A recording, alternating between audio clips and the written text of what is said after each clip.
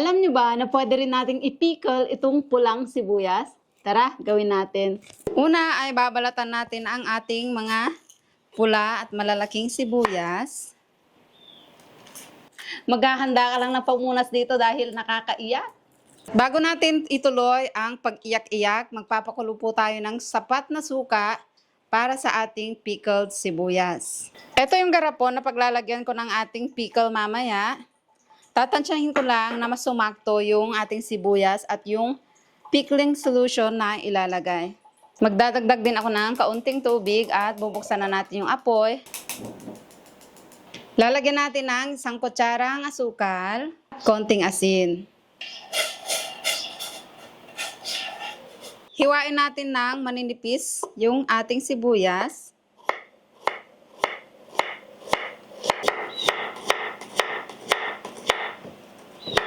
Okay na po yung ating vinegar solution. Papatayin na natin ang apoy. Kailangan muna nating i-cool down. Ilipat ko lang sa isang mangkok para mas mabilis lumamig habang hinihiwa natin yung iba pang sibuyas. Habang pinapalamig po natin ang ating suka, ilalagay na natin yung sibuyas sa ating garapon. O lagayan. Siyempre po, kailangan malinis ang ating kamay. Gamit ang baso, ipipress po natin para siksik. Ay. Malamig na yung ating suka. Ngayon ay lalagyan natin ng paminta.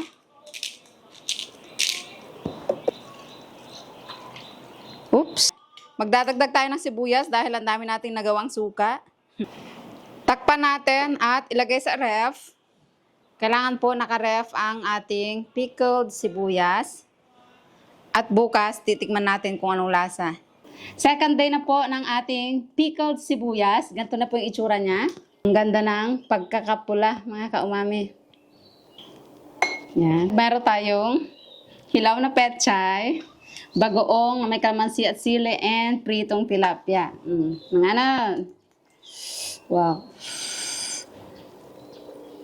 Ingat. Pickled sibuyas.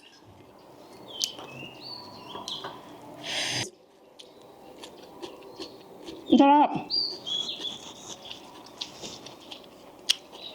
Hilaw na pechay, mga kaumami.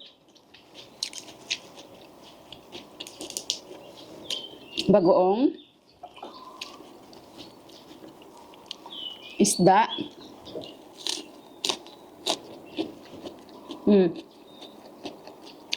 Para lang po siyang lettuce.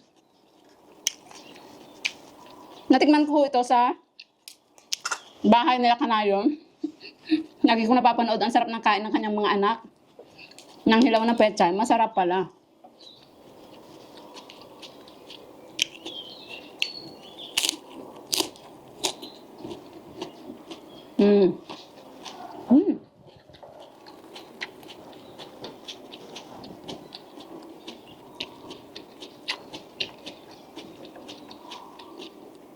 Dati pa ho, napakailig ko na sa sibuyas.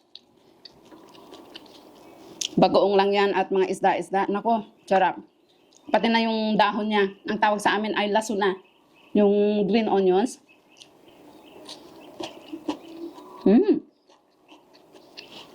Ang sarap din with bagoong.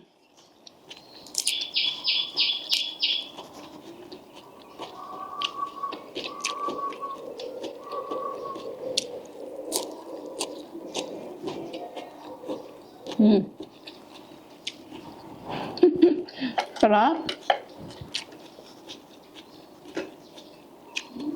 Mas marami kang makakain na sibuyas pala kapag pickled. Kapag kasi hilaw, manghang siya, di po ba? Mahirap kainin. Wala nang anghang niya, pero yung crunchiness niya, andun pa rin.